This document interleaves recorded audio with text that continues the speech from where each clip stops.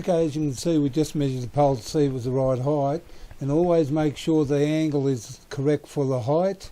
And I'll just show you, and you'll notice on the left hand side we'll show you how I actually move the pole with my hands, using my left hand to twist the pole when rotating the squeegee the way it is, and the right hand is only to guide where I want the pole to go, but all the manoeuvring, like the twisting, is done by the left hand.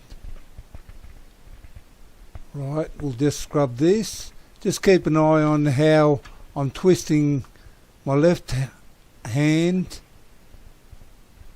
and just guiding with the right. And also notice my posture is nice and straight, no contorting my body trying to squeegee with the pole. And I suppose that's about it.